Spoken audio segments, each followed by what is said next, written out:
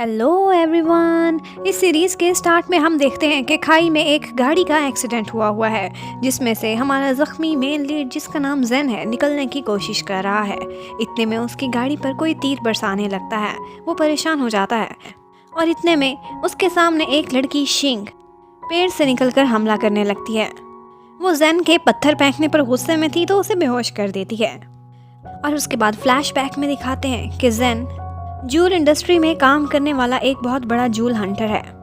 Nature से काफ़ी स्कीमी type का है और प्यार वगैरह में बिल्कुल भी बिलीव नहीं करता। उसके साथ एक जेम एजेंट शाया काम करती है जिसे देखकर लगता है कि उसका जेन पर क्रश है। जूल इंडस्ट्री में काम करने की वजह से जेन के काफ़ी सारे दुश्मन थे और आज भी कुछ गुंडे उसका पीछा कर रहे होते हैं क्योंकि उसने एक दूसरी पार्टी से एमराल्ड का कॉन्ट्रैक्ट छीन लिया था।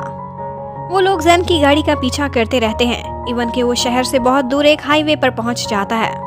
आज मौसम भी काफ़ी ख़राब होता है तो यहाँ पर जेन से एक गलती हो जाती है और उसकी गाड़ी नीचे खाई में गिर जाती है। बेहोशी के बाद जब जेन की आंख खुलती है तो शिंग उसके पास होती है जो उसके सीने पर सर रखे उसकी तेज़ हार्ट बीट को सुन रही होती है।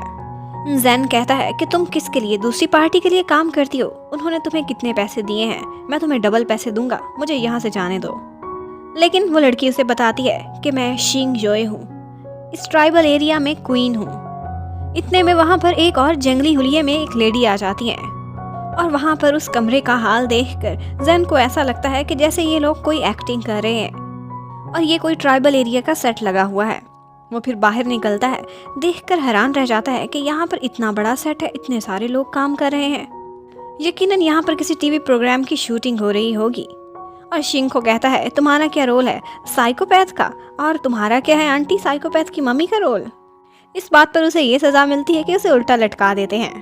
जेन काफ़ी चालाक था, उन लोगों की तारीफें करने लगता है कि तुम लोग कितने अच्छे एक्टर्स हो। लेकिन इतने में उस पर एक तीर चलता है तो उसे अंदाज़ा होता है कि ये कोई सेट प्ले नहीं है बल्कि रियल लाइफ है। फिर वो लोग उसे एक पिंजरे में कैद कर देते हैं। सारे लोग चाहते थे कि इस लड़के को मार दिया जाए लेकिन वहाँ की क्वीन शिंग कहती है कि नहीं, इसे तब तक कैद रखेंगे जब तक इसे लेडीज की रिस्पेक्ट करना नहीं आ जाती। वहाँ के कबीले के कुछ अजीब ही हालात थे। वहाँ लेडीज जाकर शिकार किया करती थीं और वहाँ के सारे मैन बच्चों को संभालते थे, खाना पकाते थे, कपड़े धोते थे। जैन को देखकर एक बच्ची कहती है मामा मुझे इसे पका के खिलाओ ना, ये यमी लगता है। लेकिन ऊपर से वो बूढ़ी लेडी यून आकर कहती है अरे नहीं, ये जहरीला है, इसे नहीं खा सकते। फिर हमें पता चलता है कि वो लेडी यून वो वहाँ की एस्ट्रोलॉजर है, सितारों के हाल देखकर लोगों का फ्यूचर बताती थी। जेन वो पहला इंसान था जिसने वहाँ का मिस्टी फॉरेस्ट पार किया और उनके कबीले तक पहुँचा था। वो लोग उसे इतनी जल्दी आज़ाद करने वाले बिल्कुल भी नहीं थे।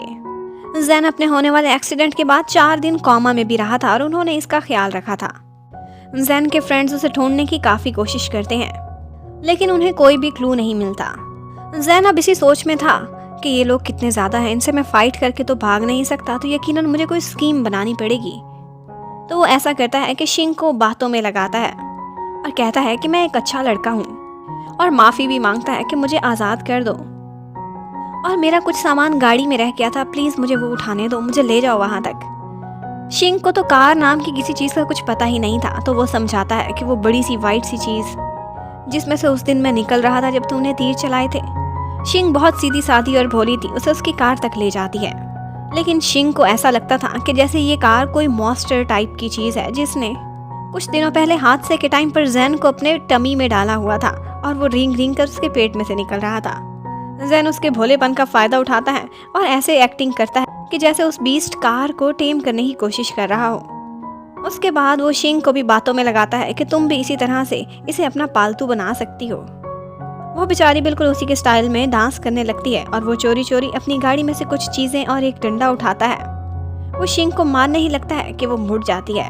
तो यहाँ पर जेन एक्टिंग करता है और अपनी उस कार को मारने लगता है। कहता है मैं इस मॉन्स्टर को मारूंगा, मुझे लगा है तुम पे अटैक करने लगा है। और वही डंडा फिर पीछे से शिंग के सर पे भी लग जाता है। वो बेचारी बेहोश हो जाती है। अब जेन अपना बैग उठाता है और वहाँ से भाग जाता है।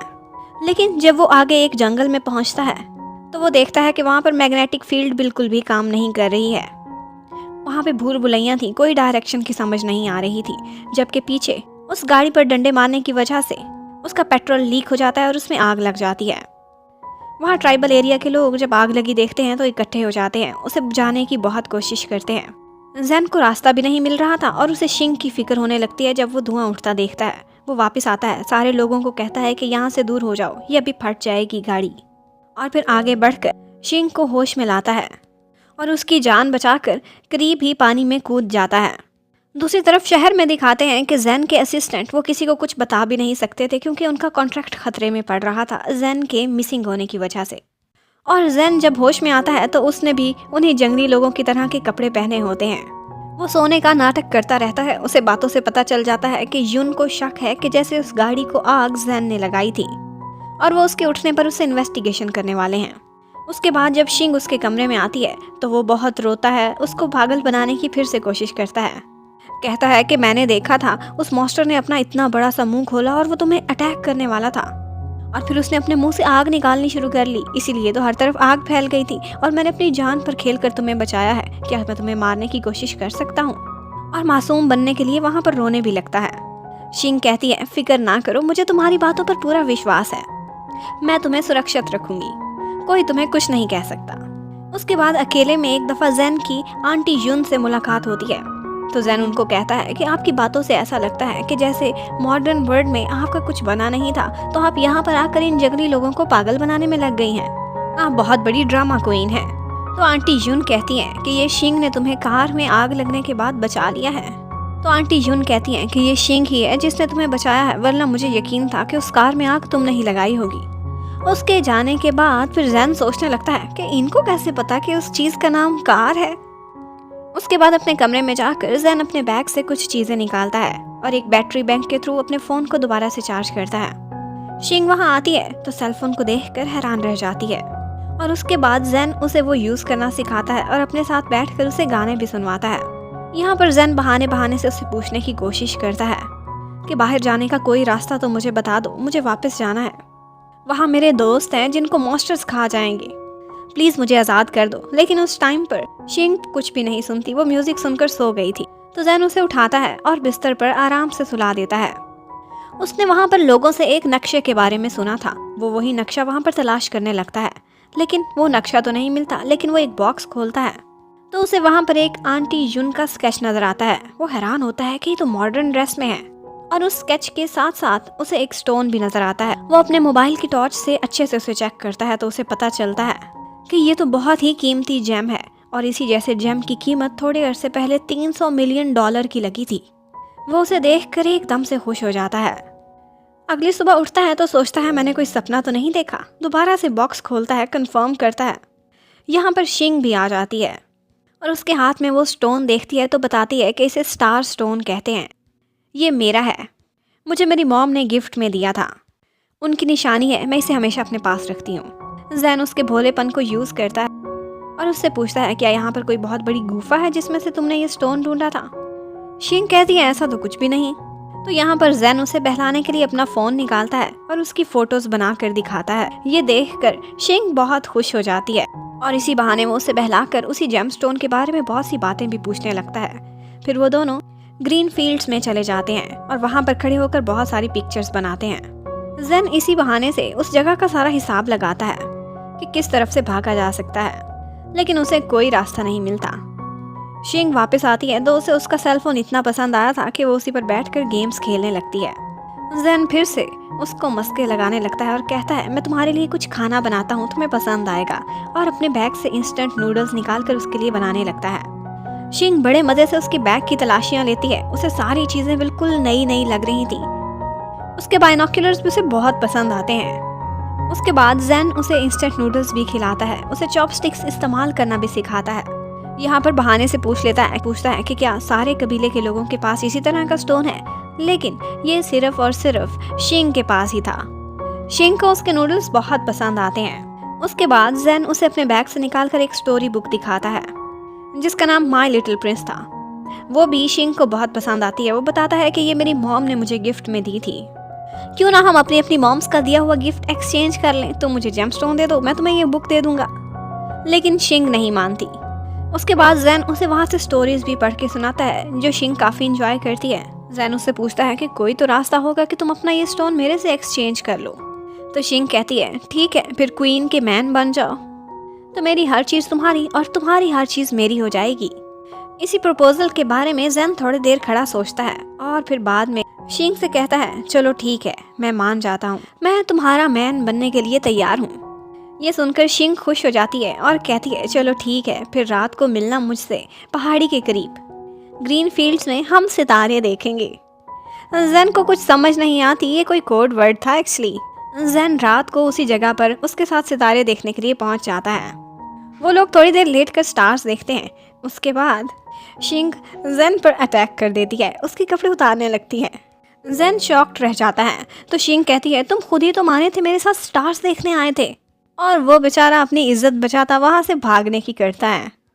जब वो लोग कबीले में वापस पहुँचते हैं तो वहाँ पर जाकर जेन को पता चलता है कि ये स्टार्स देखने का क्या मतलब होता है। इसका मतलब होता है जनरेशन आगे बढ़ाना। उनके कबीले में जब भी कोई किसी को अपना लाइफ पार्टनर चूज करता है तो वो दोनों स्टार्स देखने जाते हैं। शिंग को इतना गुस्सा था कि उसने जेन को दोबारा से पिंजरे में कैद कर दिया था। जेन फिर शिंग को कहता है कि एक्चुअली मुझे लगा था कि हम सिर्फ और सिर्फ स्टार्स देखने जा रहे हैं, वो आसमान में लगे हुए स्टार्स।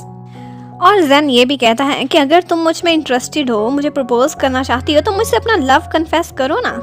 हमारी दुनिया में कहा जाता है कि अगर स्नोफॉल होते हुए किसी को लव कन्फेस करें तो वो कपल हमेशा इकट्ठे रहता है। इतनी बेचैन क्यों होती हो, थोड़ा रोमांटिक होना भी तो सीखो ना, हमारी फिर वेडिंग सेरेमनी होगी। अब शिंग को थोड़ी थोड़ी समझ आने लगती है। उधर जेन के साथी उसी पहाड़ की चोटी के करीब पहुंच चुके होते हैं और वहां पर अपना ड्रोन उड़ाकर देखने की कोशिश करते हैं, लेकिन मैग्नेटिक फोर्स ना होने की वजह से वो क्रैश हो जाता है। जबकि शिंग आज जेन को आज़ाद करके अपने साथ जंगल में ले जाती है और कहती है, मैं तुमसे लव कन्फेस करने लगी हूँ, और फिर एक ब्लड से भरी हुई बाल्टी उसके ऊपर फेंकती है। एक्चुअली एंशिएंट चाइनीज लैंग्वेज में स्नोफॉल और ब्लड दोनों के लिए एक ही शब्द यूज होता था। जेन को यहाँ पर काफी गुस्सा आ जाता है।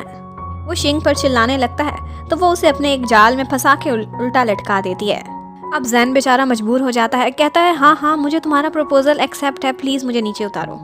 फिर जब वो लोग वहाँ से जा रहे होते हैं तो रास्ते में जेन को एक पीस गिरा हुआ मिलता है। ये उसी ड्रोन का पीस था जो उसकी टीम के पास था।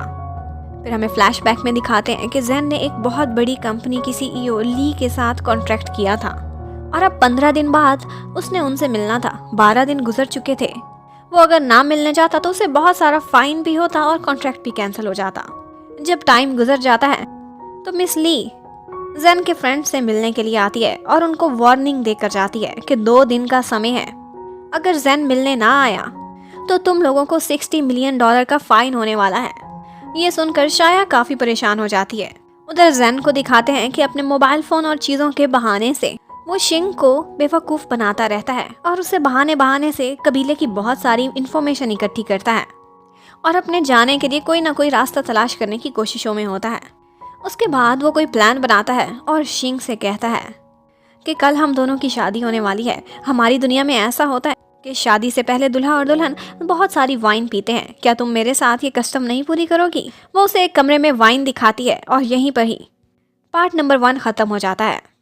Thank you for watching, stay connected, bye bye.